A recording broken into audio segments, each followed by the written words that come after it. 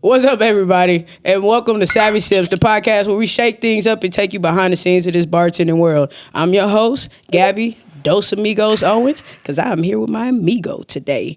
I'm a bartender here at DFW Bartending, and I'm excited to be back for another episode. This episode is brought to you by DFW Bartending, your go-to bartending and liquid catering company here in the North Texas area, where we bring the party to you.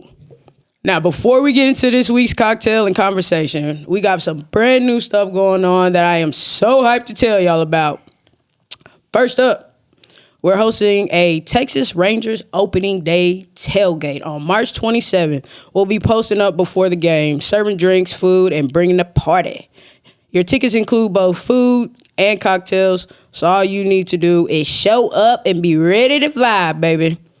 And we're also hosting a Sip into Spring mixology class April 10th at 1010 Events in Arlington. It's going to be fun, hands-on cocktail class where we'll teach you how to make 4 seasonal drinks that are perfect for spring. Expect good drinks, good vibes, and maybe a few behind-the-bar secrets too. You can find tickets on both of these events at dfwbartending.com. Go check it out and come hang out with us in real life. All right. Now that we got all of that out of the way, all that great news, let's talk drinks. This week's cocktail of the week is a smoked old fashioned. Whiskey, bitters, and simple syrup. Oh, it's too much. Get a fan. Garnished with a orange peel and a cherry. We'll be posting full recipes on all of our socials at DFW Bartending, TikTok, Facebook, and Instagram. So be sure to go follow for all those details. I'm super excited to have this guy on today. He's a regional manager for a franchise, a bartender for DFW Bartending, and someone who's living proof that you could blend structure with creativity. Ponce, welcome to the podcast, my boy. How's it going? All good, man. How you doing? Doing good. I know that's right. You excited to be here today? You know what? If I'm being honest, 100%, yes and no. Yes and no. Love the honesty, man. I'm a private person. I have my privacy, but at the same time, I don't mind a little public speaking. All righty then. I know that's right. Well, why don't you go ahead and tell us a little bit about yourself, a little bit about your journey, and how you got into this bartending world. There's not much to me, man. I'm got 3 major things that are important to me in my life. You know, it's God, family. I know that's right. So faith and family. Yes, sir. And then just providing. Yes, sir. Staying busy. Yeah, buddy. Try to educate myself, do whatever I can to be as smart as I can, and then, man, I don't like to be bored, so it kind of is what led me this direction. To keep you busy and keep you moving. Yeah. So I have a beautiful wife, 20 years. A lot of you've met her. Got 5 kids. I know it's a lot. Stop judging me already. We're getting busy. Yeah. 5 kids, all ranging from 23 to 7. Right on, man. So look at that. That's a lot. That's a lot, you know. So my 3 oldest are boys, and my 2 oldest were heavily into sports the whole entire time. And the way I got into bartending was Anthony, which a lot of people know who Anthony is. He kept telling me about bartending and the things that he was doing, him and Amber. And then after that, while they were bartending, he was telling me about it. He's like, man, you should try it. You should get into it. My life was busy because my kids were involved in everything. Mm-hmm. So my oldest is involved in football and track. So we made to every single one of those things, their games and meets. And those are 2 sports that are back to back. Well, they're not back to back, but they're front and back in the school year, right? So football's in the beginning, track is at the end. Yeah, right. But the other one, he's 2 grades lower. Both these guys are grown men now, you know. But the other one, he was in football, band, basketball, and a little bit of track, but he's not my fastest. You know I got you. He's not my fastest kid, you know. He was your busiest, though. That's what it seemed like. He's a great musician. And then on top of that, I was involved in church heavily and big time. Like, you'd be surprised. A lot of people be shocked. I've told a couple of the bartenders I've worked with, but and you know, pass judgment as you will. But my dad's a pastor. My parents are pastors, and I come from a long line of that group. So my parents are pastors, my grandparents were pastors, my great grandparents were pastors. It moves down the line. And so of course, you know, I went into that lineage too for years and years and years. When I finally decided to stop doing it, it had a lot to do with family and things like that. Excuse me. But when I decided to get into that or get out of that, I'm sorry. My kids were finishing up their careers in high school as far as like football, track, and everything else. And so you'd be surprised how much of that takes up your time. I'm sure it does. Whenever they were done, I realized how much time I had on my hands. Now. Yeah. And I tried just sitting in my garage and, you know, having a couple beers here and there. It wasn't doing it for you. Well, my wife was so used to me not being home or us being out and about, being busy, that now we had all this collective time together. And she's like, you got to go do something. You got to get out of here, man. You're going to drive me crazy. I'm going to drive you crazy. You got to go. Somebody got to do something. I hit up Charlie and I was like, hey, you know, well, talk to Anthony. Anthony talked to Charlie. He's like, yeah, we'll bring him on. And I kept on waiting.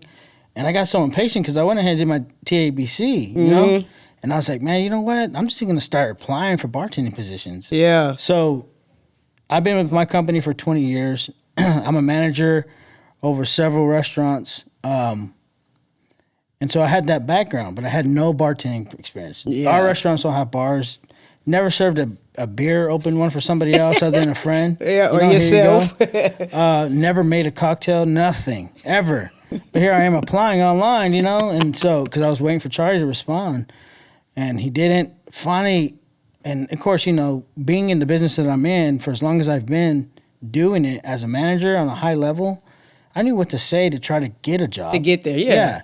And finally somebody hit me up. They're like, hey, you have zero experience, but we'll work with you. Maybe you can help me out with my restaurant. Yeah. You know? And then that's when Charlie finally got back to me. And he's like, well, we're going to start you as a bar back and as a server. So I said, okay, cool. And so he put me on the app. And I seen a shift come up. Nobody wanted it. Like now, shifts come up. For those who don't know, there's an app. They release the shifts. Boy. Man, they go like that now.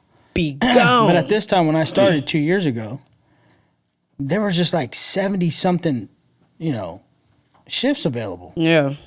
And this shift, nobody wanted. So I told Charlie, I said, hey, man, like I'm new, never done it, but I'm willing. If you want, I'll go to Hidden Creek. Yeah. And it worked out that I ended up doing it, so he put me on as bartender. From there, it was history. Up. Yeah. You know? So this was, being with DFW was your actual, like, first bartending experience before a restaurant? Oh, yeah. Word? Yep. That's crazy. Never done it before. Like I said, didn't know any of the rules. I mean, when I was doing some of these applications while I was waiting for Charlie to respond to me, they were asking, like, what's a high roller glass? What's a low ball? Yeah, what's it? Well, I was guessing, multiple choice, you know? Like, I just going to go with test. C. I failed that test horribly. Like, it wasn't even close. They're like, yeah, based off your test, we're not going to hire you. You know, but DFW made it easy. You know, you got that 9-ounce plastic cup. Yeah, it's real simple stuff. Everything fits in that cup, you know? Yeah. And so I wouldn't consider myself a bartender. Obviously, we all are. We're serving drinks. But as far as like that experience and yeah, transition, you know, the from high like class. Yeah, and then don't get me wrong, here. like I built some skills over the time. Yeah, and right. Now I can figure it out. Yeah. But, once you start using real glassware, you figure out the names of these cups. Start to figure everything out. You know, in Spanish, it's a copa. You know, like, that's all it is. You know. Yes, sir. Yeah, so I mean, at the end of the day, that's more or less what the journey came out to be like. Never look back. I know that's right. Everybody was getting mad at me because in the beginning I was taking up all the shifts. Yeah, it be like that, man. But you got to get it where you can get it. That part, get in where you fit in, baby. Get in where you fit in. How do both sides influence each other? Like you being on that manager side and then being able to step down and just bartend and relax? And do they influence each other at all, or is it really just two opposites? Yeah, so if it leans on any type of influence at all, it's on the side that I know my role and I guess this is something we were talking about before we started shooting, about too many chiefs, not enough Indians, where it leans to some influences that I know my role once I'm doing bartending versus my manager role. So like in my day job, for all my managers who fall underneath me, and including myself, you're not going to just let your employees take on the burden of all the decision making. You're already strategizing to make decisions, planning out. If you do your job well, that's one thing I pride myself on doing, especially my day job, is doing my job well, knowing my job, knowing exactly what I need to do, how to get it done, do it the fastest possible, Right. best service possible, and so forth. I've been privileged to have great mentors and all that, spiritual mentors, and then us along with, business mentors. Business, yeah. So because of that, I know that when I come to bartending, I'm just the bartender. Yeah. I'm not the manager, and I know my role, so that if someone is in charge, I let them do their job. I'm not sitting here trying to take on their position and make Just decisions for because them. how I that know goes. this is best. Yeah, No. right. I've always tell everybody, like, hey, it's on you. It ain't on me. If you're the boss, it's on you. I'll do exactly what you say. I'm going to do my best to do the job the right way, do it the way I know best. But if you tell me do it this way, well, that's what I'm going to do. And I'm not going to argue with you. It's that simple. So it leans on that aspect. I don't have a problem with letting somebody else make decisions. Yeah, buddy. I feel like a lot of bartenders should work on that. Yeah. I mean, there's been times, it's been, like I was telling you earlier, it takes a lot for me to get frustrated or for me to get upset. Like, I don't get upset easy. I like to chill. I like to joke. There's one thing me and you always doing is laughing. You're going to be playing. Like, I'm always going to be laughing, making fun of somebody, making fun of Straight something. That's how I have a good time. And especially if you know me in my personal life. Like, because this is me one way, publicly, but me privately, inappropriate. I know it. I'm inappropriate, And I don't mean in a perverted way. I mean in a can't way wait. that's like, everyone's fair game. My kids, myself, some of the things I've done, bit it out there, I got to see that side. I got to see that side. It's coming up, October 11th. Yes, sir. And I can't wait because I'm in there, baby. Yeah. So, we have a good time. But yeah, I mean, it's you know how to separate the two. Yeah, whenever I do get frustrated, which has only been twice that I can remember, is because too many people are trying to make decisions, and I'm the one that ends up getting left hanging, And I'm not one to harp on bad experiences, but I let it go. But at the same time, it takes a lot for that. So the only two times I've been upset was because, again, too many chiefs, not enough Indians. Like, man, just fall in line. That's it. Let them make the decision. You got one job, and that's to show up. Yeah, I'm gonna make serve, that customer the best drink possible. I'm gonna give them a smile and hustle for a tip. Yeah, do the best that I can. But at the end of the day, that's as far as my job extends. Yes, sir. Yes, sir. Have you ever applied lessons from bartending to your management style, vice versa? Vice versa. Not really, if I'm being honest, and I don't want to sound too conceited or arrogant or anything like that. But again, I come in with 20 years of experience, 20 plus years, of just dealing with people. So like whether you're serving a drink or serving whatever it is, like that I serve in my restaurants, the product itself has to be common in this aspect. They both have to be quality, right? They both have to be quality. But the most important thing that I could tell anyone in the hospitality industry is you as a person, customer service. Yeah, you have to make that experience great. I've given this this example multiple times to people. I would 100% prefer to go to a restaurant that I know is mediocre every single time, and I know I'm gonna get great service. Then versus go somewhere that is inconsistent on their food or product. And get bad service almost every time. Like that's just me. Yep. People make a difference. So, being that I learned that, and again, it goes back to mentorship. If I can recommend anything to anyone, it's find a mentor. even whether it's virtual, whether it's in person, because now you have that option. Mm-hmm. So many people, so many podcasts, so many different things are out there to teach you. Yeah. You just have to Google it, you know? Yeah, look it up yourself. What's teach good yourself. customer service? I promise you, it's not hard. Customer service is not hard, though. Yeah, you can find mentorship all over the place. But literally a smile and kindness. Simple. Even if somebody come in and come at you crazy, you got to know how to navigate that. You know what I mean? You don't want to always give that customer that same energy, because now you've just created a bigger problem when it easily could have been resolved. Rather, you help resolve that, or you just go grab your manager, be like, hey, look, we got this going on. I don't know what to do. Can you do that for me? Yeah. You know what I mean? Like, it's kindness and a smile, man. Kindness and a smile. No I think matter also what. people just take things personal. Very. You know what I mean? I understand it's hard sometimes. Sometimes. But, I don't know. You just got to learn how to navigate all that negativity if it comes your way. You know, where I grew up, so going back into a little bit of my story. So I grew up, born here in the United States. My dad is from Mexico. My mom is from here.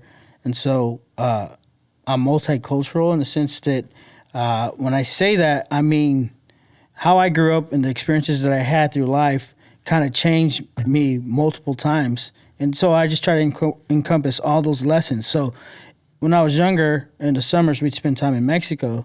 And in Mexico, where I grew up, man, no running water. We did everything on horseback.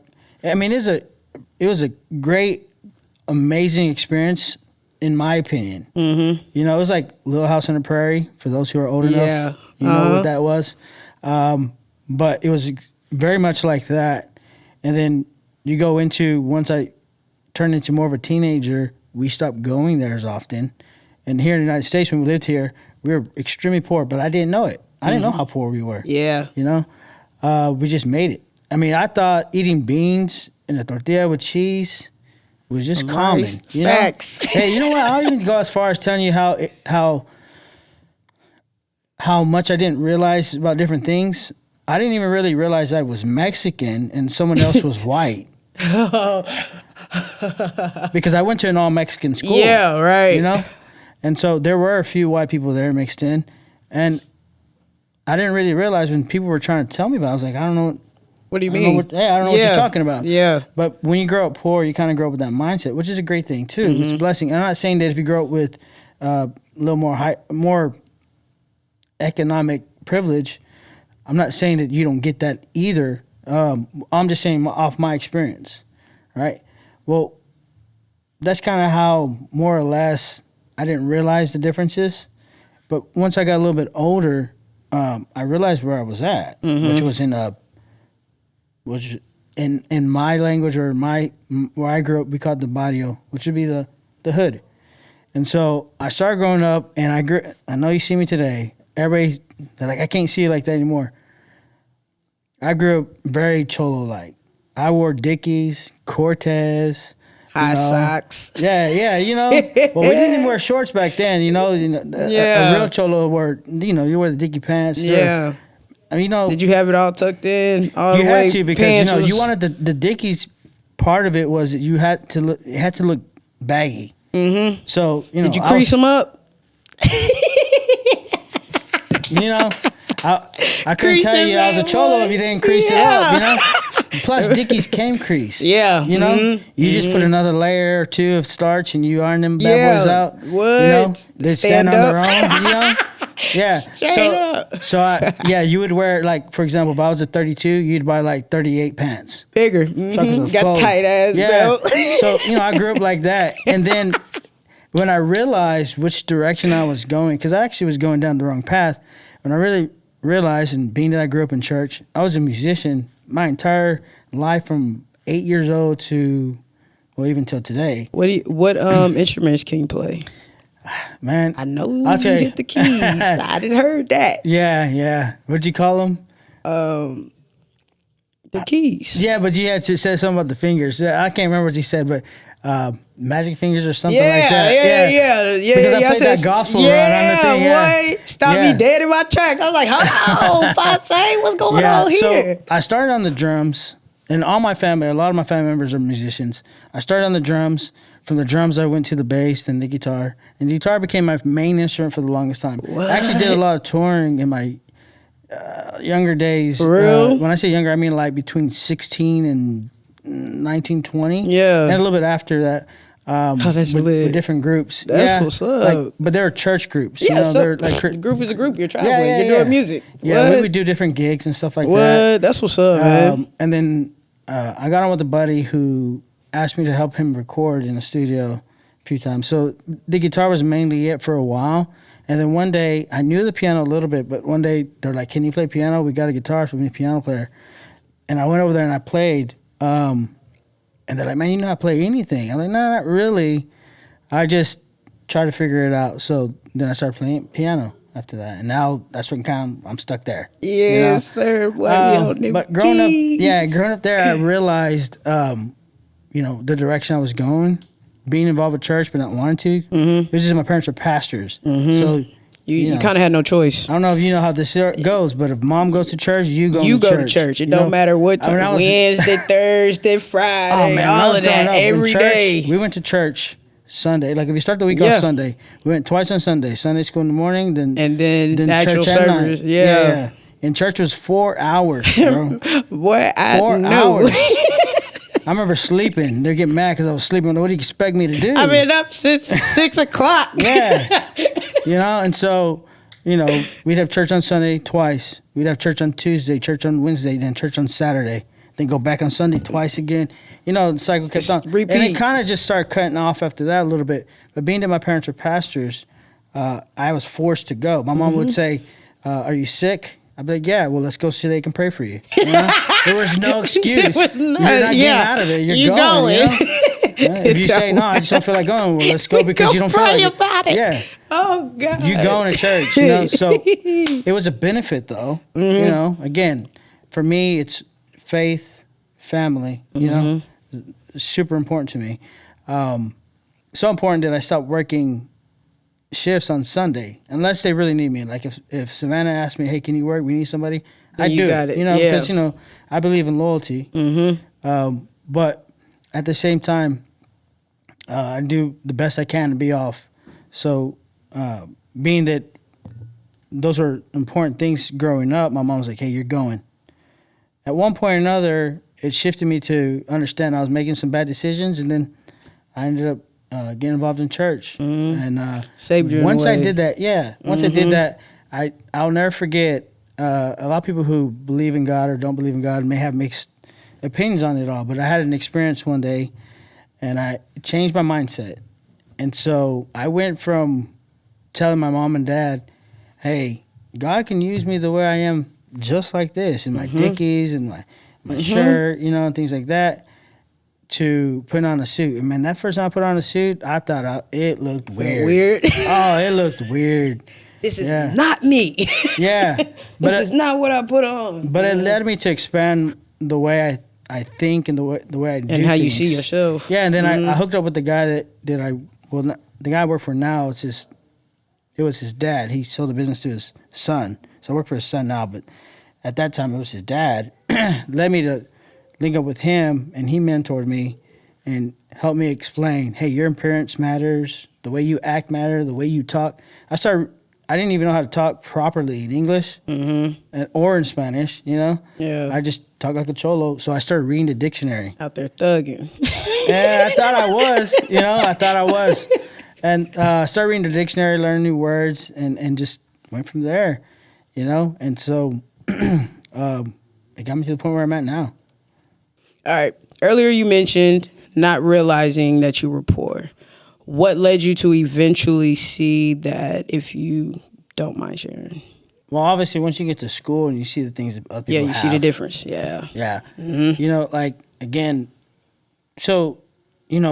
Again, I'm not one to talk about whether you're Mexican or whether you're white, whether you're black or however. Mm-hmm. But I grew up differently to the way a lot of people would relate to, because I grew up, I'm 40. Mm-hmm.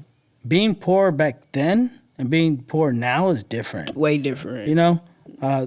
There's a lot more advantages I wouldn't say it'd be important now, but I guess there's just a lot of help. There was a lot of help then too. But the one thing that helped me not realize we were poor then was that my parents didn't go get help anywhere. They figured it out. Yeah, you just made things happen. Mm-hmm. But what made me realize, hey, we don't have any money, is that when things did matter, like clothing, shoes, things like that, I'll never forget. Well, when we moved, we lived in a house that was small, and I'd have to draw it out for you, but if I could help draw an illustration, it would be this: is you'd walk in the front door and imagine it was, let's say 150 feet across, and there was a wall right down the middle, and on the other side of that wall would be the kitchen, the living room, and the bathroom. Or I'm sorry, the kitchen, dining room, and the bathroom. In that front section, I would say probably 20 feet of it, it probably wasn't even 150 feet, but let's just say 25 feet of it was my parents' room. Then it was the living room, and that was the house. You would go into the dining room. When they bought that house, they put up a fake wall, and I have three brothers. We all shared that one room, and it was probably 15 by 15. Yeah, yeah. Well, I didn't know any different, and then so one day my uncle gets there. He has a big old box of shoes, just used shoes. And I think that's when I realized how there were his old shoes that he was using that he no longer wanted. He was giving them to us, and they looked just like all the other people's shoes. Yeah. We got shoes once a year, if that, income tax. Yeah, yeah. Mm-hmm. And I remember buying the same shoes over and over again, which was usually Converse or Cortez. Cheapest ones back out there. then, a lot of people don't realize this. That's why Mexican cholos would wear them, is because they were cheap. Cheap, yes. I remember paying $25 for them shoes. Yes. But we could only afford them once a year. And I'm telling you, I would keep my shoes clean. Yeah, buddy. And a lot of people were like, people keep them clean now because like, I want to keep my shoes. I want them to have a crease. I did it because I got one pair of shoes a year. A year. So you had to keep them up, make them last. You want to make trying sure to beat them all up. And of course, I have a twin brother, and that dude would just take my shoes. And you have a twin? Yeah. You're a twin. What? So if you see someone that looks just like me, and you say, "Hey, Jason," he don't talk to you, and he don't got this tattoo. What? And I know you he's kind of fat. He's kind of fat. Yeah. He's chubbier. He got that beer belly, Yeah. He got that Mexican beer belly going on. The beard, I try to keep it shaved and cleaned up. Oh, shoot. What? I did not know you were a twin. That's what's up, man. His name's Jacob. Jacob. Yeah. J and J. Hello. Yeah. So I realized I was poor whenever I saw everyone else's clothing versus mine. Versus yours, yeah. Yeah, and then I was like, I wanted that clothes. And I was like, hey, Mom, could we get some of this clothes? And they just didn't have the money. Yeah, which is... They'd always tell me no. And I was understandable. I tried to understand as a kid. But as I became a teenager. And then the other thing, I would say that the second time I realized how poor we really were was I started working, and I was doing these side jobs with my dad. And I'll never forget his face. My brother, Jacob, he was with me. We were both doing the same job. And I'm talking about a labor's job. We're building a dam. Yeah. Out of concrete bags. And we probably lifted, 3 pallets of those concrete bags. Ooh-wee. And we're just stacking them higher and higher and higher. You have to put dirt behind it. Just Mexican work. Yeah, buddy. And so we're doing that, and I think it paid me $400, him $400, and my dad probably got like $600. And my dad said, "Do you mind if I give you $50 and I keep the rest? Because if not, we won't be able to pay the bills." Mm-hmm. No, of course not. Yeah. I was like 14, 15. Yeah. I was like 100%. But that's when I think that's the second time in my life I realized how poor we really were. Was in those moments. Yeah. And especially in school. The third level would be is seeing success. I humbly admit I'm successful now in multiple areas in my life. Business being one of them. In my career, where I'm at, is also. And so now, when you got a few pennies in your pocket, you can see the difference. Mm-hmm. My kids, feel the difference. I just mentioned to my wife, my daughter was sitting on the stool on our island. And, I told her, I said, I would never imagine I could do that as a kid. Mm-hmm. I'd have this type of kitchen have a laptop in my hand. Vision Yeah, for just you. never. Yeah, that was never me and my a wife, vision. being that we come from the same place, she's like, me either. Yeah. And So- now look at you. So we're blessed. Yes, you sir. We're blessed. We take Absolutely. it that way, and we know what it is. Mm-hmm. Yeah, and y'all have worked hard for it from where y'all come and where y'all are now. It is all deserving. What do you enjoy having about a structured role and a more creative role? It's different. Different. Like, I enjoy my structured role in the sense that I go to work every day, know what I'm gonna do. You still got to be creative in that area too, because you can't stay stagnant. You gotta, if you want to do good in business, whatever you're doing. Yeah, I think the food industry, hospitality in general, they get a bad rep from other people thinking that there's no money there. The guy I worked for was a butcher for 18 years. Stopped what he was doing, opened up this business. He's a multimillionaire. So it doesn't really matter what you're doing. You can make some dang good money. I mean, I feel like I make decent money doing what I do, but you got to be creative, But at least I know going into that role, it's the same job. Yeah, it's consistent. Consistent. Yeah, you know what you're walking into. So on the bartending side, like, you don't really realize what you're getting. Every event's different. Everything. And every type of event's different. So that's cool. And that's what I think the first year I worked so much, that first year was because it was so different, from anything I've ever done in my life. I've done, growing up again, in the Hispanic world with my dad, he was a roofer and also built fences and stuff. And then growing up on a ranch, you do all types of different types of hard labor work. And then, again, being in my career in hospitality, that's completely different from bartending. That's one role. So I had a lot of experiences growing up in church, so in the music scene, things like that, and then doing speaking gigs too. So I got into speaking later on. Really? And did a lot of that stuff, yeah. And I traveled quite a bit doing that. I've gone different places doing that type of thing. Yeah, and a public speaker, huh? Yeah. Talking about what? Anything, or was it like church related, business related? A lot of it was church related, but some of it was also business. Just some of the most successful people out there are Christians in business because of the ethics they carry. It's, put aside the religious part of things, it is just because of the and it's not just Christians. A lot of religions who have great ethics and morals, well, they're going to find success because they have a standard they live by. Yeah. So, but to answer the question, in the bartending scene, it's something completely different I've ever experienced in my life. Yeah. So going into it, it was exciting. It was new. I was learning, being creative. Yeah. I made some bad drinks in the beginning. I made some bad drinks. I was like, I saw what some of the other people were doing. And I was like, I wonder if I can do this at the house, man. And me and my wife, we sitting there, make a drink. We'd try. Nah, that's not good, That's not good, I remember one time I was just starting, and I was like, yeah, I got this, I got my shaker out, put stuff in there. And then I made a huge mistake and costed me, I put Sprite in there, and I shook it up. That thing exploded on you. Yeah, I was like, well, it has carbonation. Rookie you can't mistake, do that. white boy. But I'm glad I did it at home, and I didn't do it at a wedding. At a wedding. Yeah, that'd have been embarrassing. They wouldn't have went back to you after that. Yeah. Like, but I was who's this faking guy? and making it, no lie. In the beginning, I was faking and making it because I was able to try to be creative. And then, one thing I knew right away is you're gonna hustle for a tip. Like a lot of people don't realize. Like Zach, I watched Zach's episode, and I hope it's okay that I mention it because he was talking about how, he genuinely appreciates people and he cares about right. I might be a little less heartful and all that. It's not that I don't care if you're having a bad day or that you having a good day one way or another.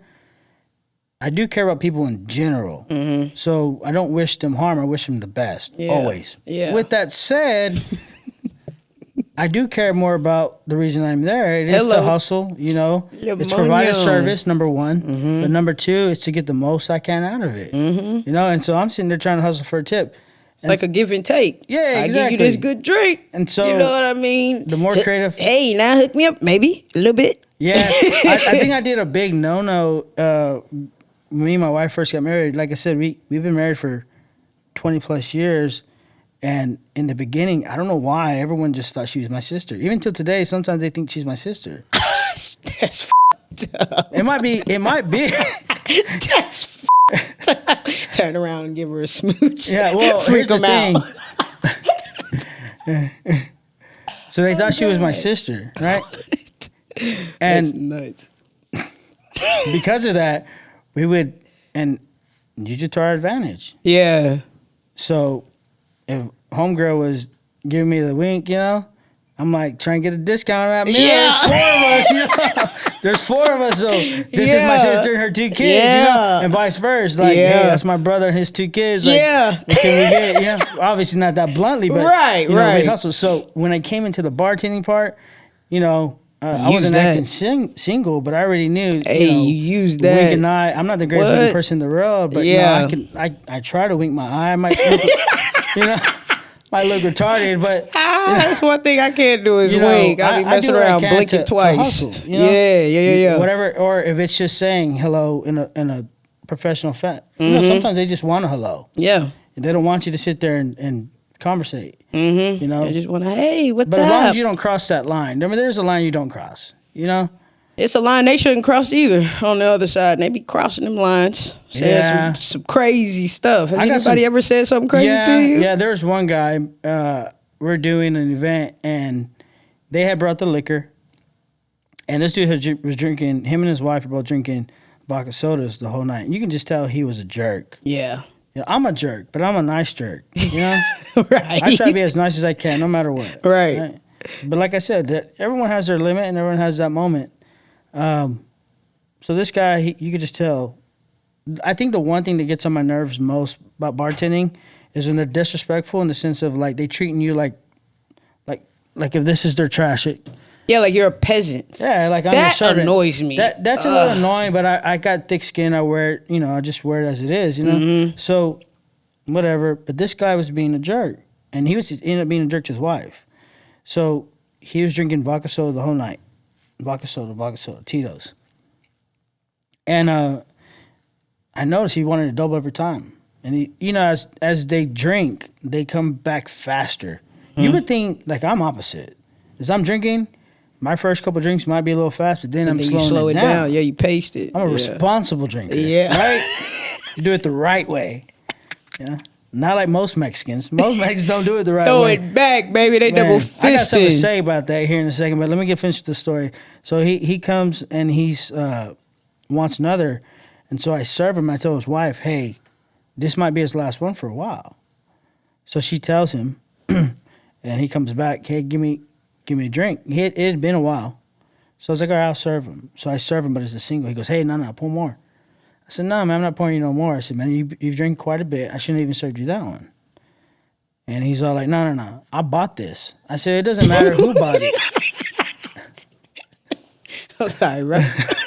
I said, it doesn't matter who. You made me move my foot. Gosh, I was getting comfy over here, man. Jeez. All right. I said, it doesn't matter who bought it, man.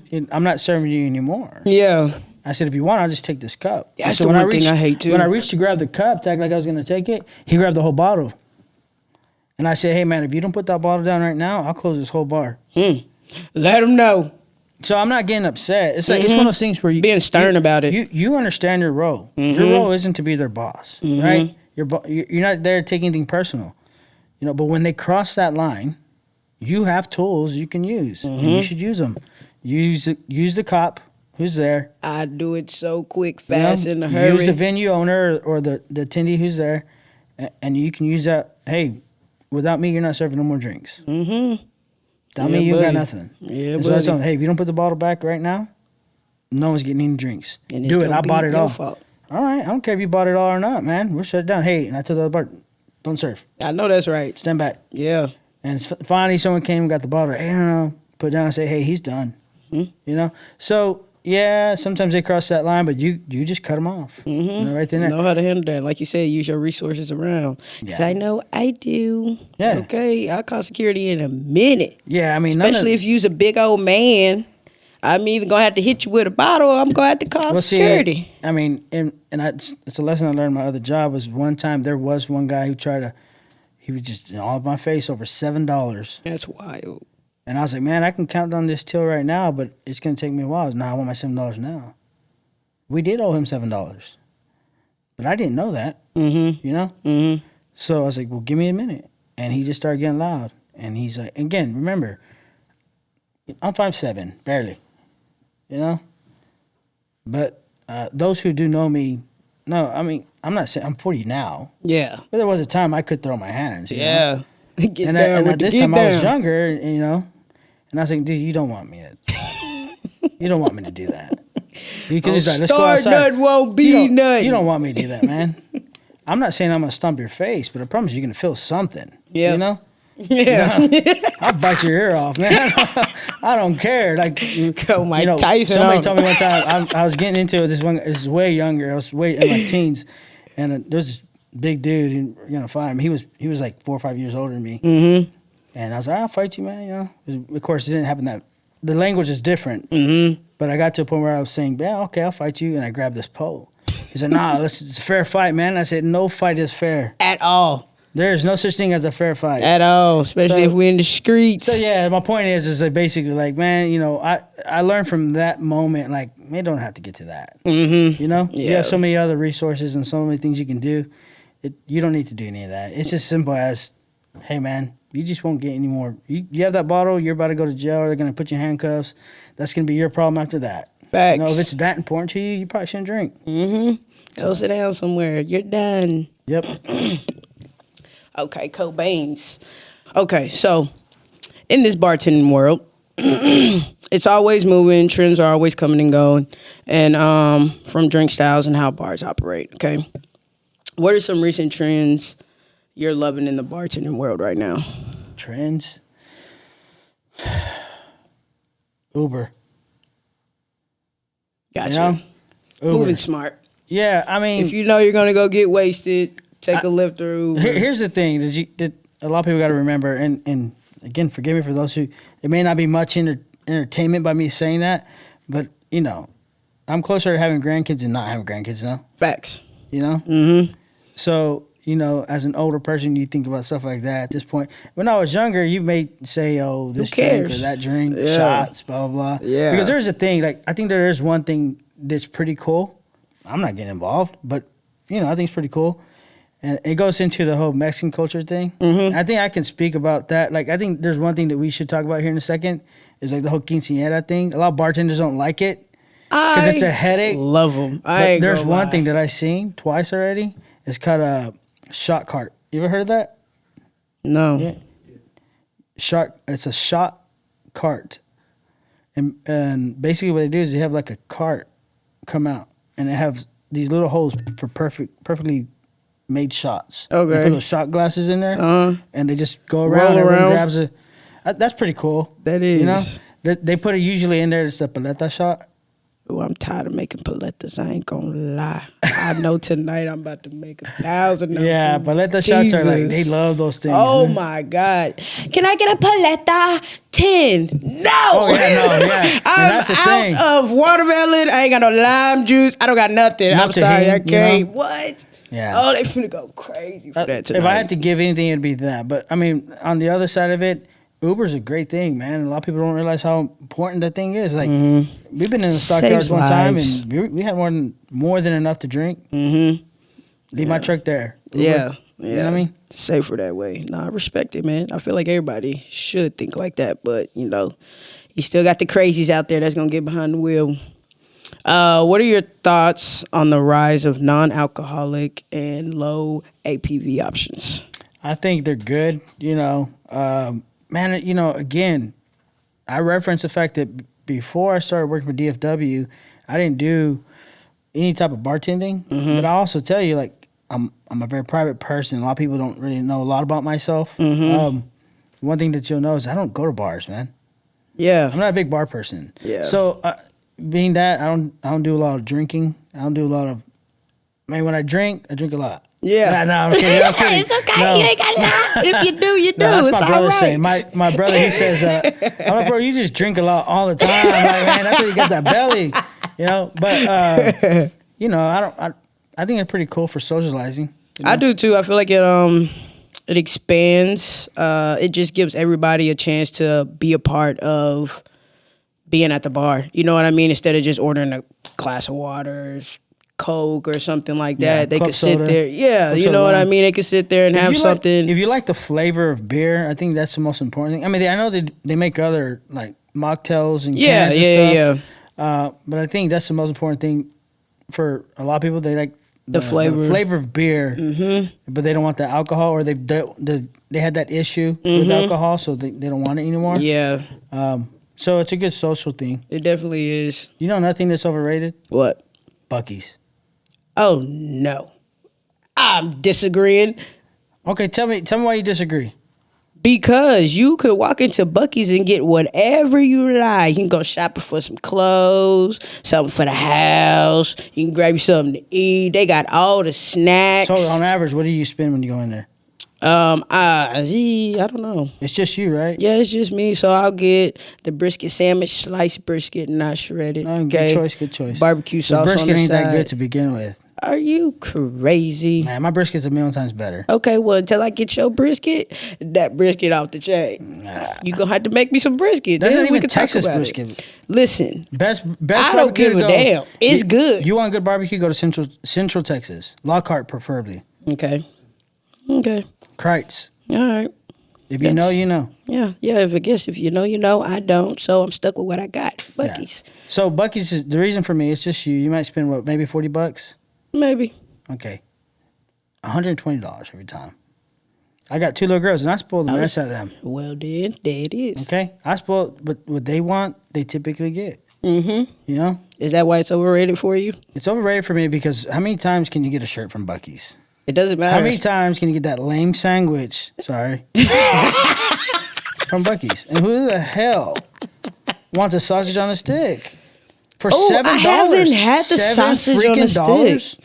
Well, that's because people are going to buy it regardless. That's what I'm saying. It's expensive. Well, everywhere is expensive now. You know what I start doing now? When we travel, if we ain't flying and we have to drive, you pack we're it going up. to buy Buc-ee's. We get up at 3:30 in the morning, and I drive right by that mother. I do not stop. Everybody's asleep. They're asleep, and I'm driving right by it. Now you done put your secret out there, so now they're going to stay up. They know. Buc-ee's. Dad, did we pass Buc-ee's? A long time ago. A long time ago, we passed Buc-ee's. That's right. Can we go all the way back? Yep, but you're not asleep. If you're asleep, we ain't stopping. Oh, my goodness. I just got over Buc-ee's. We used to stop all the time. Well, that's probably why you're so over it. Yeah. It's a special thing for me because if I have to drive out somewhere and pass it. You're telling me those beaver nuggets are that good? I don't always get the beaver nuggets, so it's not about the beaver nuggets for me. Yeah, it's just too big, too crowded, too many people. It's too whack.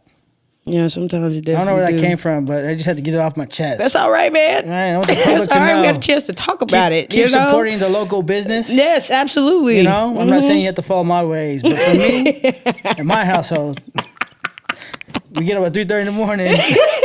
We drive by Buc-ee's. Wave and keep going. like always, the Ponce. The Ponce pose. Yeah, man, you hit the peace sign, you go right by keep it pushing. Yeah. Oh shoot, you actually hit 80 passing it real quick. Just for all those who are wondering where that came from. Yeah. So Savannah, love Savannah. But she's always asking for the pictures. I think it's because of Mason. She wants pictures. Always. She's both of them, actually. Well, I'm not going to talk bad about one or the other. One may or may not be in the room. We can't be scared. But she would ask for pictures. And I was like, man, I don't take pictures. You know? Like, that's not me. You know? A real cholo never takes a picture. Yeah. You know what I mean? I got you, if you take a picture, it's... So I just hit that, and they're like, I don't remember who it was. I guess I didn't really realize I was doing it often. Yeah, every picture. Bye out. Well, now I know now. Yeah. But at the moment, I think it was like maybe let's just say 10 events in. You know, and definitely not 10 pictures in. Yeah. I didn't send one every time. Yeah. Let's just say it was 5 pictures, and they're like, hey, you do that a lot. I was like, you know what? I'm gonna start doing that from now on. You want a picture? It's gonna cost you. Yeah, it's gonna cost you. Cost you the peace sign. You know? Every time. That's what I said in my mind. I didn't say it out loud to Savannah. You know, I said that in my mind, and I was like, you know, this is what you and get. they're like, do you gotta do that every time? I sure do. You gotta do it every time. Now my wife's like, please stop doing that. My daughter's like, please stop doing that. I said, nope, every time, every single time. That's your signature now. It can't go nowhere. Yeah, when exactly. you don't do it, something's off. What's going on? Is he okay? Yeah, what's funny now is I see everyone doing it now. Like I see, not so much in the DFW, but like all my family starts doing this now. Yeah, you done got everybody turned on. But even when you're not around and there's like a group, somebody will yell, Ponce pose, like every time. I appreciate you. Thank you for remembering me. Yeah. Yeah, and now I tell my buddy. wife, because, you know, the tattoo's newish. You know, it's I've had it for a couple of years now, but it's newish. And so I'm like, it's my tattoo side. You know, I got to do it on my tattoo side. You know? You don't Catch pay all my that money good to not side. show it, you know? Yeah. Catch my good side. That's right. It's my good side. It used to be my left, now it's my right. Yeah. You know? So, All right, man. Let's talk about those unforgettable moments because we all have them. All of us as bartenders has experienced something crazy out there. So what's the craziest or funniest thing that's happened to you during the shift? I don't know if there's anything funny. Nothing funny? Crazy funny. Nothing Some makes cool you stuff laugh? happened. Okay, what's that? I did a baby shower one time, and I was by myself. First time I ever did a baby shower. I didn't even know that was a thing, you know? Mm-hmm. And I was doing a double that day. I was at Victorian Townhouse, or whatever it's called. Yeah. So I was there, and it was some lawyer guy. He was doing a baby shower for one of his workers. And he was a cool dude. They had Bloody Marys, mimosas, and the beer. We provided everything. We put it in my car so that I could take it over there. And then I was going to McKinney after that. So I get there at 9, unload, start setting up. And he asked me for a drink. And I was like, you know what, it's a little bit before, but he's a cool dude, and we're almost there. So I was like, sure, I'll get you. You know, he wanted a Bloody Mary, so I make it for him. Boom. It was automatic gratuity, so it was $50. And he comes up to me right before we're going to start serving. He says, hey, I need a favor. I said, sure, whatever you need. He goes, here's $40, and here's my keys. I always lose my keys. Whenever I ask you for where my keys are, you just tell me where they are, and you made $40. I said, man, I'll do it for free, you know, which is true. I was like, you got to pay me $40. He said, no. Make this money, and here, hold my keys. That's all you got to do. I said, okay, cool. Yeah. Grab the $40 from my pocket. As always, there's always somebody who's a bartender at these events. Someone's always hey, I bartend too. I didn't bartend Yeah. 15 years ago. Nobody Exactly. care. You know? And this chick was a little more cares. subtle about it, but she went ahead and mentioned it. Hey, I bartend. I was like, that's cool. She goes, you got a Venmo or a Cash App? So I give her my I don't remember which one it was, Cash App. Let's just say it was Cash App. And she cashed up me $10. So at that point, I'm like, man, this is $100 in this one event. Yeah. Easy day. It's not even busy. Yeah. Homegirl can't drink. She's pregnant. Yeah. You know? So chill event. So again, I seen the dude didn't have a drink in his hand. I was bored. So I made him another Bloody Mary, took it to him. He said, dude, you're a rock star. Thank you. I appreciate it. You're awesome. Cool. Event, it ends. You know, I tried to do the best that I could. And so I guess I did a good job to them. I'm packing everything up, getting ready to leave. I tell the wife, huh? Did you keep his keys? No. I was about to say. I gave him his keys. Didn't keep his keys. Gave him his keys. So at this point, I got $100. You know, it's a good day. I'm getting ready to leave. I tell his wife, she was kind of running everything. I said, hey, getting ready to leave. Do y'all need anything else from me? You need me to help do anything? She's like, no, you're great. She goes, do you have a Venmo or anything? I know we tipped you, but I'd like to give you a little extra. At that point, he's coming around the corner. He's all like, hey, I gave him $40 earlier. And in my mind, as I hear him say that, I'm thinking he's going to tell her, hey, he's good on tip. You know, which is fine because, again, you weren't I'm expecting grateful for whatever anything. I get. Yeah, you know? right. I'm not worried about it. So he says that, she goes, don't include that in whatever you're going to give him. Oh, shoot. That was for something different. And so I'm like, oh, okay. And she goes, well, how much you want me to give him? He goes, well, how much was the bill? She goes, I'm not sure. He goes, look it up. So I tell her, I said, well, let me go get my phone. It's on the counter, and grab my last stuff, and then I'll bring it to you. And if you want to, that's cool. You know, if you want to tip me more. So I get back, put all my stuff up, get back to her, and she says, hey, it was around this much money. He goes, give him $500. No way. Like that. No give way. him $500. And I'm telling you, I was there for like 3.5, 4 hours. And this is probably like my... Oh, that's crazy. Again, 10th or 12th shift, and I'm thinking, oh, man, this is going to be an amazing job right Yeah, here. You know? yeah. They don't work like that every time. You know? Yeah, Like no, definitely that's not. That's a rare Yeah, occasion. yeah, It's only happened very twice rare. in 2 years that I've been working here Yeah. where they give that much That per much, yeah, per just kind bartender, of come just out that and quick. there you go. Yeah, but he's like $500. That's crazy. So that was pretty cool. That was a cool thing. But again... That's what's and up, man. That's one thing I would advise any bartender who works for DFW or anywhere across the industry. If you're worried about that tip so much, You you're ain't not gonna going make to get nothing. it. You're not gonna make nothing You know, at all. You really gonna be mad. You gotta, then. you can't stress it that much. Like, Just go in and do the job. You know what I mean? for example, that time, I made $600 in tips. Mm-hmm. The automatic gratuity. He tipped me $500, and then $40 for the keys, hourly and and then all of $10 that. plus hourly. Yeah. So more than that. And I was there for 4 hours. Mm-hmm. Right. Well, then let's say you're somewhere for 6 hours, and you walk away with $80, Mm-hmm. and 2 years like, man, this is $80. I travel 45 minutes. You got to average the two. You know what I'm saying? If you don't average the two and you just go moment by moment, you're gonna be unhappy. Yeah. But I mean, I've been blessed. This is a good opportunity for anyone. Anybody. You know? Anybody. You take it for what it's worth. Mm-hmm. You don't know. Just where crazy you gonna stories, go. funny stories, stuff like that. Man. Okay. Have you ever had to get creative when a customer made a ridiculous request? Yeah, but he's just like, yeah, man, you want to put some green in your Sprite with tequila? Facts. Oh, man, that's amazing. If we got most people pineapple juice, orange juice, what? Shake it up, make it look all like I'm doing something and really not. Yeah. I remember my first couple of shifts, and I think it was Savannah who told me, she's like, they're gonna tell you what they want, because I was worried about memorizing drinks and stuff like that. Yeah, nah. She's like, nah, they're gonna tell you what they want, and girls can get away with murder, right? Mm-hmm. Like you'd be like, oh, I'm sorry, what was that? I don't remember what that drink is. A guy, if you say that, they look at you like you're dumb. It's like you're stupid. You know? Will treat you but that a chick, way. you just smile, wink, and then you're good to go.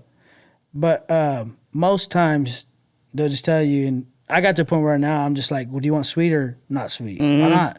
All right, how about a drop of pineapple in there? Like you just Give it some they're color. Like, oh, You just man, that drink's BS. amazing. I'm What do you call telling that? you, bro. I call it tequila, pineapple, and soda. But now I just tell them, what's your name, Gabby? It's the Gabby drink. That's what it is. That's all I do. Just sit there, play it Nothing off. too crazy. Yeah. I just keep it simple. You can't really get too crazy though with just juices, but hey, they love it. Yeah. What's the weirdest drink order you've ever had?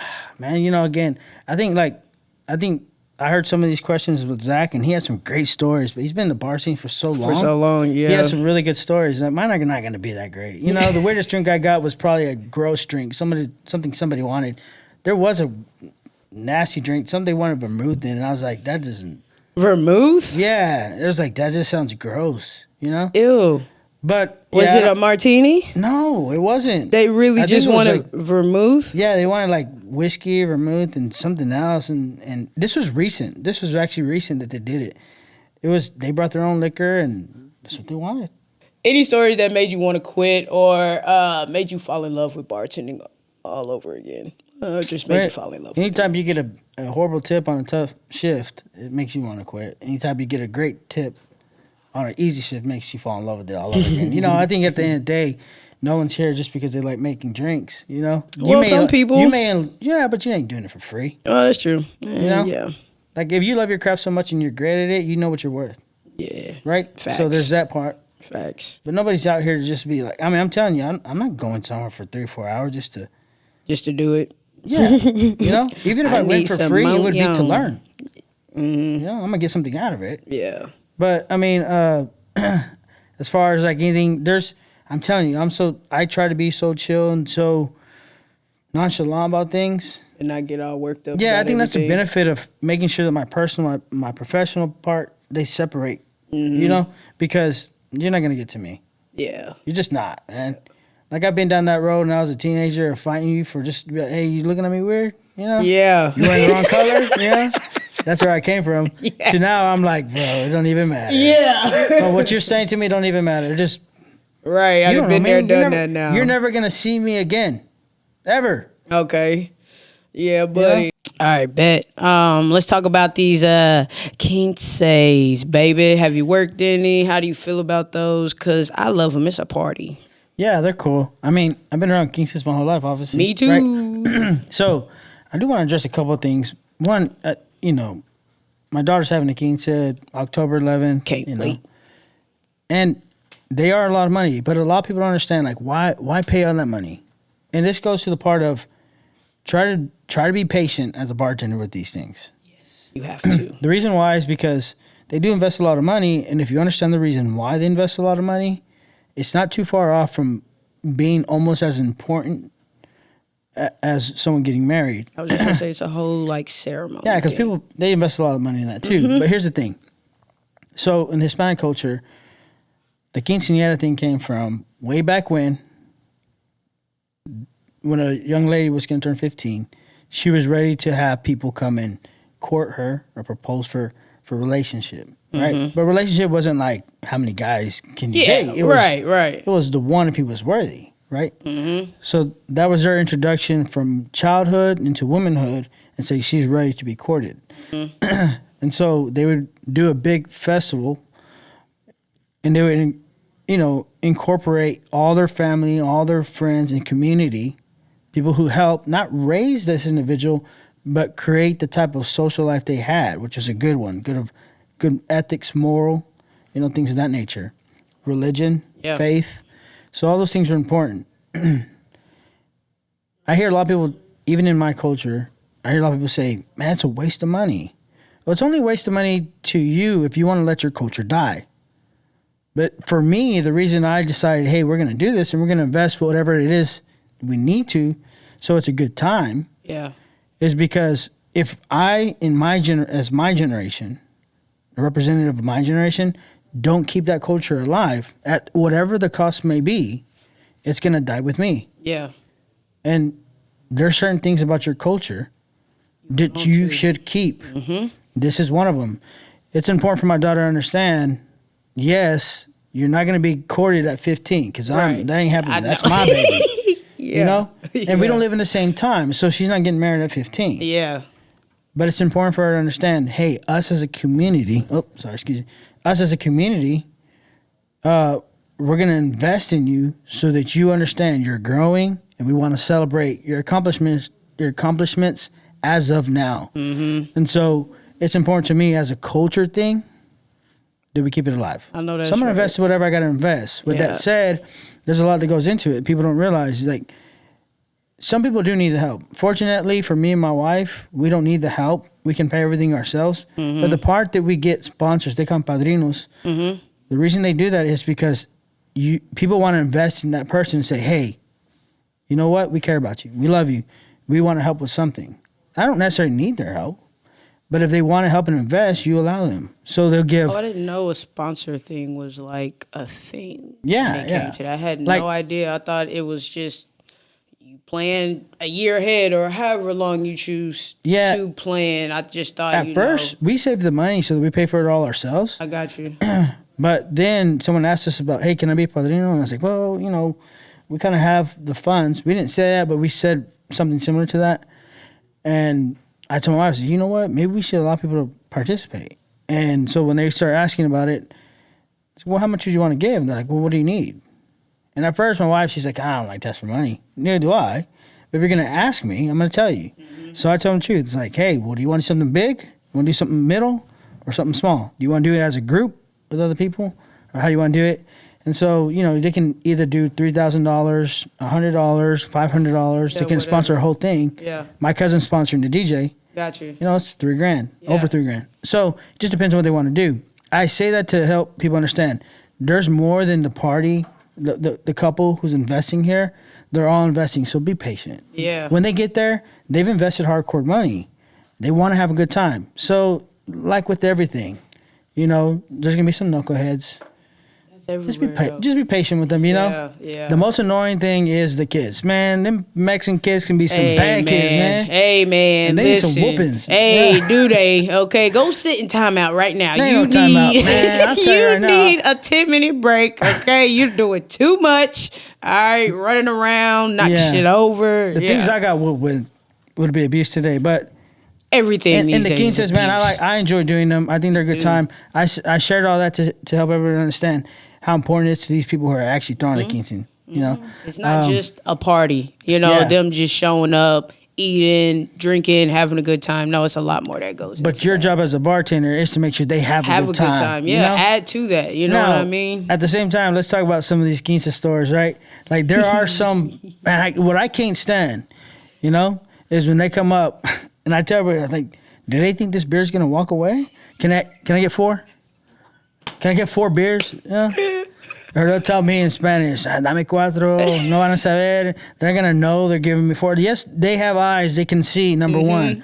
But secondly, like, man, drink the one you're going to get and then come back for another. Or, no, I don't want to be in line. Like, come on, bro. Or, hey, do shots just for us. No one's looking. Man. You try to get all this special treatment. Yeah. That's how I got in trouble the first time. Get out of here. You know? And I set me up again. And I'm telling you, I didn't tell my wife about that because she'd have made me quit. She would have made me quit. But yeah, man, those quince stores, man, as far as like all that, I've done quite a few of them. Usually they request a Spanish speaking person. Yeah, so right. I'll go and I'll do them, and they don't bother me at all, man. They're having a good time. Sometimes, you know, those kids, they'll want to drink with their parents. I'm like, nah. You know, but for the most part, chill, man. No, they are, and they're such a good time. I haven't gotten a chance to actually work one, but I've always been at one. I grew up with a lot of Hispanics. Yeah. I was a part of all of that. And of course, you know, they all dance in a circle, and you got the hater Enrique who's, you can dance in a circle. I love dancing in the circle. What? You dance in a line, yeah. You know? You dance in a line to the left, to the right, forward, back, and you turn around. Like, what's the difference? We're just going in a circle. That's you know? it. That is it. If it's your music, it's your music. You know? Buddy. Yeah. So we can do a lot of the dancing in a circle with my daughters. You know? I can't wait. Get your smartwatch band on, whatever. Ready it is, to go. Count your steps. Get them steps in. Counting your steps. Getting some steps in, losing some calories. All right, because you're gonna be sweating. And that's another thing. Everybody's on the dance floor the entire time. You know what I don't like? What? Some of them get them whack DJs. And I hate when that DJ, you'll see they'll be playing in Spanish, they're called cumbias. Yeah. Or you know, let's just use that one as an example. They'll be, and everyone go on the floor. I'll start dancing. No one at this point has been on the floor. They've played country, electric slide, and all this stuff. And then no one's, you know, they're Mexican. Half of them don't speak English. You don't even understand what's going on. And then they start playing the music that they want, you know? And they'll start dancing. They dance in that circle. And out of nowhere, just change it up. You know? I'm like, dude, for what? You finally got on the dance floor. Why did you play that song? Why did you play that song? You know? Oh, we got to change it up. No, and you'll see them just scatter. Quick. With the quickness. And there'll be another 20 minutes till he finally figures it out, play some more Spanish music, and they'll get back on floor. And there are different types of Hispanic people. There's like Enrique, Boricua. He's Puerto Rican. I'm Mexican. You know, there's Cubanos and Colombian people. They all dance differently, right? Don't play no salsa music at my quinceañera, bro. We don't want no salsa music at my quinceañera. You know? We're not that, you know? So overall, like, that quinceañera, that's more or less my spiel on that.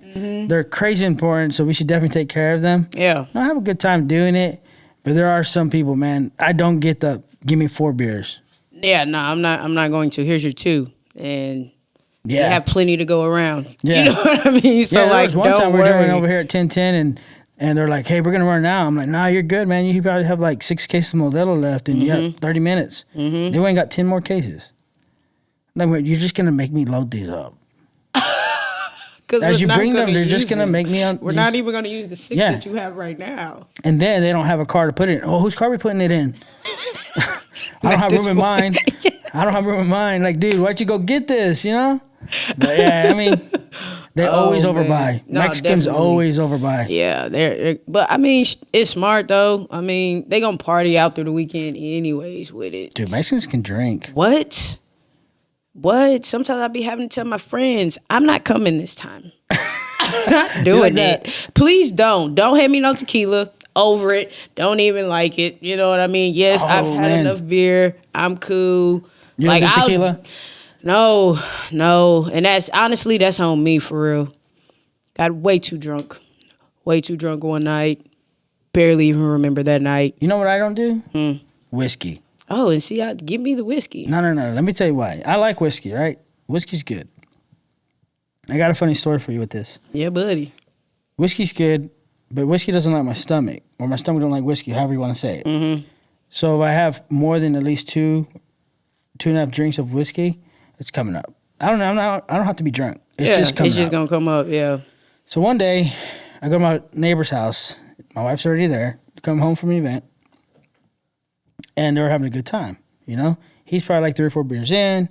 My wife and his wife are a couple drinks in. And so I'm like, okay, I got to play some catch up, you know? So I grab a beer, start drinking it, grab another beer, drink it. And they're like, hey, well, let's do some shots. Me and my wife don't do shots anymore, by the way. Mm-hmm. Like hardly ever. For the longest time, I didn't drink. I think I was sober for probably 8 years, easily, you know? And so we had just got back into drinking and stuff. And so I'm like, all right, do some shots. So I get the tequila bottle out, do some shots, throw it back. No big deal. Mm-hmm. You know? And I had just had some Fireball, and I liked it, you know?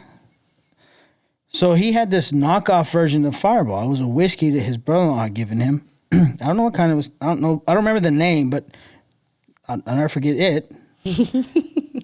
I grab it, and we're like, well, let's do this. So, boom, here we go, 4 shots. Well, we ran out of shot glasses. There was only 3. So I was like, you know what? No big deal. I'm a bartender. I got a pour spell. I can count to 4. Yeah. So there I am. 1, 2, 3. Let's go. Bam. I get the bottle. So there's that sucker pour in my mouth. You know? And someone said something earlier, right? I knew it was a bad decision, but I did it anyways. Yeah. I knew that wasn't the right choice. When I got to 4, if I didn't stop, it was a bad decision, but I did it anyways. There I am. Put that sucker down. And we go a few more rounds. Ooh wee. And so I was still good. And I go back to beer, drinking my beer, chilling. It was cold outside, but we were inside. Mm-hmm. So we're like, all right, we're done. His kids and my kids play together. My youngest daughter was there. She was like, hey, you ready to go? Like, yeah, let's go. I was like, we're done. All right. So I grabbed my daughter. When that cold air hit me, that ever happened to you? That cold air, when it hits you. Smacks you in the face. You're like, oh. I am not okay. Yeah. So go home. We live next door to each other. Like I said, we're neighbors. You know, get home. I lay down. I kind of remember getting home. I remember everything up to getting to my front door. Mm-hmm. And then after that, it's kind of blurs. Well, I don't know about you, but every once in a while, I have bad dreams. Yeah, you know? So there I am thinking I'm having a bad dream. In this bad dream, I'm thinking I'm scrubbing the floor. What? Right? And then some other stuff, right? And then I'm waking up, right? And I'm like, where's the blanket? And all I have is a sheet on. You know, I'm like, where's the blanket? And I'm like, oh, that happened? In my dream, I was thinking I was throwing up on the floor and I was cleaning it up. But I was like, I looked on the floor, didn't, and I feel like crap. Yeah, I know you did. You know, I feel like crap. So I get there to the floor and I see there's nothing. And I'm like, what the heck? So I see my wife and she looks at me and she just starts laughing. And I'm like, what happened? And she's all like, all I know is that I woke up and I'm like, why am I all wet? And she's all like, what the heck? Why am I wet? And she looks at me and I'm throwing up on the blanket while I'm asleep. And I'm like, she's like, go to the bathroom. So I get up and go to the bathroom. And I didn't make it. I threw up on the floor. And I make it to the bathroom. I finish throw up in the toilet. And I go back and there I am, clean. It wasn't a nightmare. It was me. It was you really doing it. It was so fit, fuzzy. I didn't remember. But I remember I had to clean it all up. Clean it all up off the carpet and everything. Dude, that's literally the worst. She goes, I've washed the comforter 3 times already, and it won't come out. All that color of the Fireball whiskey and everything, right? It was all stained up in there. I was like, I'll buy you another one. Let's just go to Target. We'll buy you another one. It cost me $400 in sheets. She took full advantage of it, and she bought new comforters, new sheets, new pillowcases. I did the same thing. Yeah, never we're going all have out. I drank Fireball ever again. That was it for me. So me and whiskey. Fireball ruined the whole whiskey experience for you. Pretty much. Well, See, like and that's I said, how I feel about tequila, though. It didn't match up with me to begin with. Yeah, I mean, neither did tequila for me. Yeah, went out to drink after work one night. We're all like, yeah, let's go. I think it was like 8 of us. And all of a sudden, everybody's buying tequila shots. And I'm just like, all right, whatever. We're shooting them bad boys back. And it's time to leave, right? And I get to Keela's house. I go to her house. I just start taking everything off when I get into bed. Now, she had a restroom in her room, but I only knew about the restroom across the way. So I go to that restroom. Don't even know how I got in there because that door was locked. I go in there, I use the restroom, and I never make it back to her room. There's a room connected to the other bathroom, and that's as far as I got. She woke me up in the morning at like 8 o'clock in the morning. I'm on the floor, rolled up like a burrito, in the comforter or whatever. She's like, what are you doing? I'm just like sleeping. She was freaking out because she thought I left, but my stuff was still there. And I woke up confused, don't remember how I got there. None of that. Was sick that entire day. Entire day I was out of there. It's the worst. And that was it for me. After that, I hate pouring it because even the smell of it, I'm just like, bruh. Tequila? Yes. Oh, yeah, no. I can't do it. If I'm going to do it, it has to be this little. I don't want to taste it. Tequila is a staple in the Mexican. I know. Trust. I know. Such a staple. And if you have a quinceañera and you don't have tequila, I know. Yeah, something's wrong. Yeah. You're not Mexican for real. Yeah, pretty much. Not there. What are we doing? You know, it's funny to me because I'm sure everyone's seen that movie, Selena. Yeah. But the dad tells the part like, man, being Mexican's hard. You got to be more Mexican than Mexicans, more American than Americans. You know, that's me and my family. Like, I'm not Mexican enough for them. I'm not American enough over here. I'm not Chicano enough over here. You know, so because I got your own little category. I have my own little thing. Like, that's what me and my wife we gel so well. Like, I'm like, man, you know, I don't whatever. Yeah, you know, I know where I come from. I know my story. I know what I. Like I said in the very beginning, the whole bartending thing came from me sitting in my garage, drinking a couple beers, hanging out, and then obviously getting on my wife's nerves a little bit. You gotta go. Which I'm really good at. It's my special talent. You know, I'm really good at it. She'll tell you. You know, I'm good at that. I'm good at getting on anyone's nerves. I'm being honest. It's my special gift God gave me. You know, I think I can relate to that, my boy. If I'm being like open and sharing with the public a little bit of my private life, I'm telling you, you're not safe. You're not safe. I make fun of you. I probably have more experiences about the other side of the bartending, like being a customer. Being a customer. Just because I'm just more that way. Yeah. But being in my garage, drinking a couple beers, that's my style. You know? I enjoy like going to the Rangers games here and there. I enjoy doing this, doing that. You know, but man, if I can just chill at home, that's me. I know that's right, bro. You know? Yeah, I'm going to have to come kick it with you one of these days. Nah, man, you know it's more than welcome. You know it's more than welcome. Kick it with you, okay? In the garage. Yeah, buddy. All right. People often think bartending is all fun, no pressure, but we know there's a lot going on behind the scenes. What are some of the things that you think people miss? Like, I feel like everybody see the whole glorified part of bartending, but with the business side and all the hard work that goes behind it, break that down for people. I think 2 things. One, people are people on both sides. Like, you're getting served. Well, there's a server on the other side, and they're also a person. Right. You know, should respect what they ask. So they say, hey, man, let's calm down a little bit. Want to drink some water? Don't give them a hard time. You know, just drink some water or whatever the case may be, right? On the business side of it, I think a lot of bartenders they'll also say the same thing. When you close at 10:30, you know, and you're coming up, oh, come on, one more. You're not going to get it. At all.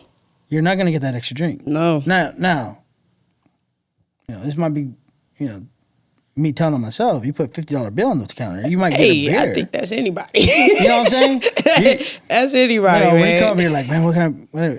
And I've told the guys, because I fell for it one time, won't fall for it again. He was like, man, come on. And I was like, man, I might be able to give you a beer. He's like, oh, just that's it. You can give me. I'll take what you can give me. You give it to him, and you just turn around and walk off. Now I'm like, let me see it. What are you going to put down? Set it right there. Yeah. Let it touch my hand. No, but to the business side is they do got to get out of there. You know, they have to get out of there. They got to get back home to their family or whoever. They might have plans after. Like, respect people's time. People are people. And I would say on the business side, respect people's time. If they say no, they say no. Mm-hmm. Definitely. That's yeah, simple. because you definitely have people that will try to sit there for at least 5-10 minutes straight, trying to get you to give them one more drink or one more beer, and it's just like, no, bro, like, now my job is on the line, okay? If I give you this one extra drink, your life could be on the line. Like, we all have a responsibility, and you just have to accept that. You know what I mean? Yeah, so a lot of people don't understand. Like, I mean, it's even worse now than it was before with social media, cameras all over the place, Big Brother watching you, you know? Yeah, exactly. How many times you see on the news someone got overserved and they're going back after that bartender and that company? Nah, man. It's not worth it. Yeah, we're going to tell you no. And that's what it is. It's just respect that. I would say that. But if you can't handle your alcohol, you shouldn't do it in public. But, I mean, overall, I think, I bet you bartenders, at least in our group, everyone has kind of a different thing. I think the most common thing, it's not the most exciting, it's just to say people are people. We respect you on that side, respect us on this side. When we're closed, we're closed. If we say no, we say no. You know? And you have to live with it. It is what it is. And I feel like they argue, especially when it's just like you say, like, my job is on the line. You know, they almost look at you like, what job? You know what I mean? Like, as if what you're doing isn't an actual job. But it's just like, if you really get into it, I can get fined. I can lose my license. I can go to jail just like you can go to jail. Like, it's all the same. You know what I mean? Like, don't treat me as if I'm not telling you something important or I don't take this job serious. You know what I mean? I'm getting paid and my job is on the line. Let's get into something people love to debate. Tips. What do you wish guests understood about tipping? Man, if most people had good mentorship and understanding, the guests don't have to understand anything about tipping. Like, you don't think so? No, I don't think so. Because here's my thing. They don't need to understand how much you get paid an hour. They don't need to understand, that you're giving them a quality product or anything like that. They're going to see what they see. They're going to experience what they experience. I come from a realm of people who taught me how to give and give good. Right? So, like, another part of me, like, if you're in my inner circle, you know this. If you come to my house and I cook for you, which, by the way, I'm a really good cook. If I cook for you, I'm not going to go give you, like, the cheapest piece of bologna. Yeah. Here you go. Even when I make a sandwich, that's my wife. You're going to go all out. Sandwich is, my sandwich is like this. Not even that, man. I just try to get creative, and they're good sandwiches. They're good sandwiches. Subway got nothing on my sandwich. It's good. It goes to the point of people are gonna give according to how they feel, and it's our job to make sure they feel great. Now, not everyone is respectful of other people, but my point with that is to say, if you take that individual who will tip good, right, and the one who won't, you can preach to them all day long and tell them what they should understand, and it won't change anything. I got that person who's going to tip good, they're either going to tip okay, tip good, or tip great based off what you do. That person who's not, they're just not. Yeah. Yeah, see, I come from a restaurant background, so this was definitely sometimes an issue, especially for me in the beginning, because I didn't understand. Like, dang. Because sometimes you can give great service, you know what I mean? And they can sit there and be telling you, like, man, it's some of the greatest service I've ever had, or this, and that, whoop-de-whoop, very attentive, yada, yada, yada. And, it could be already like a slow day, or whatever, and they got a $70 tab, you know what I mean? And it's like, you're getting $5. Well, let me ask you this. Let me ask you this. What is the correct percentage of tip you should be? Average, just average, not even low end, just average. Average at 10%. 10%. So if they're $70, it's $7. If they tipped you $5, they're not that far off. Yeah, and I had to see it that way. You know what I mean? Just being in it that long. But when you're sitting there thinking about you need X amount of dollars, by this day, you're only getting $2.13 an hour. You know what I mean? You're not really getting a check. So everything you in there working for is based off your tips. You know what I mean? So some days, being in the restaurant industry, it can be rough, bro. Well, it can be rough, and it's just like, dang. Sometimes I wish they did understand, like, I'm not getting paid $10 an hour to serve. You know what I mean? We are relying on what you tip us. Sure. Even if, you know, we go above and beyond. And, sure. You know, being real about everything that we do is tough. It can be argued sometimes, for sure. All right, before we start wrapping things up, all right, we like to play a little rapid fire around here, okay? So I'm going to ask you a couple of questions, and you just say the first thing that comes to your mind, all right? Favorite cocktail to make?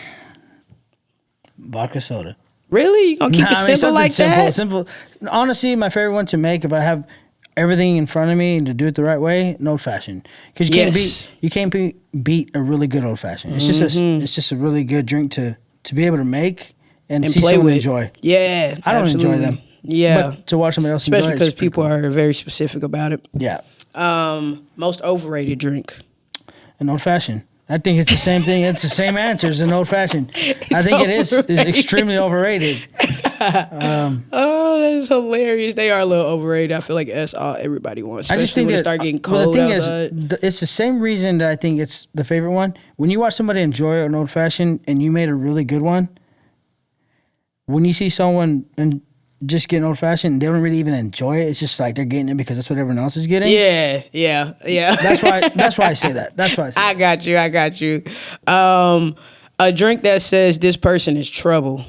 The drink that says this person's in trouble is when they're spilling it. That's the drink. They're like, this person's in trouble. When they're spilling their drink. You had too much. Yeah, it could be wine, it could be beer. When they're spilling that drink, you're like, you're done. You're done. Yeah. Oh shoot! Funniest customer excuse for a free drink? Oh man, I don't know. I mean, they're all funny, right? From I bought this. Okay, that be the number one. Yeah, it's like I don't care. Yeah, doesn't matter for a free drink, or you know. But I guess whenever we're doing cash bar, you know, and to me, I guess as a guy, to me, when a girl comes up and she thinks she can flirt with you. So, like, I'll give you an example to make it quick. When you do cash bar, a lot of times they'll do tickets, right? Mm-hmm. And that girl come with her ticket and be like, hey, you know, the haunt you is like, hey, no, well, you got tickets for a free drink. And so they give you the ticket. They come up the second time with their second free ticket, and that's all they get. It's 2 free tickets, right? Come up again. And they're still trying to haunt you. And then they come up a third time, no ticket, talking to you, acting like they're, you know, you're cool, they flirting. They can butter you so up. On this side of it, I'm talking to her the same way she's talking to me because I want her to put money in my tip jar, right? She's talking to me that way because she want me to give her a free drink. What she doesn't realize is I'm not going to give you a free drink. Facts. At the end I'm of the married. day. I don't need you. Yeah. And even if you I wasn't married, all this hard work for nothing. And even if I wasn't married and I was single, I don't need you to. I don't need to give you a free drink. You know, you're not giving me anything in return. So. Yeah, I think the flirty thing for a free drink is the funniest thing. You do all that work to flirt with me to not get a free drink. Yeah, that's the funniest thing to me. Oh, gosh, what a slap in the face. Yeah. Oh, goodness. Okay, bartending bucket list. Is there anywhere in the world you'll love to work a shift at? Bartending-wise. Anywhere in the world I love to work a shift at. You know, most times when I'm working a shift, I'd rather be on the other side. You'd rather be doing the drinking instead of serving. You know what I'm saying? I don't think I have one of those. I don't think I have a bucket list as far as serving anywhere. Mine is Vegas. Nah, you know, if I'm going to Vegas, I want to be in Vegas. I feel you. But that's why I want to be the one serving the drinks, because then, you know, I could be serving, sitting back, watching all the foolishness. That's my favorite thing. I think my bucket list is going to be, you tell me where they tip the best, and that's where I want to go. Right.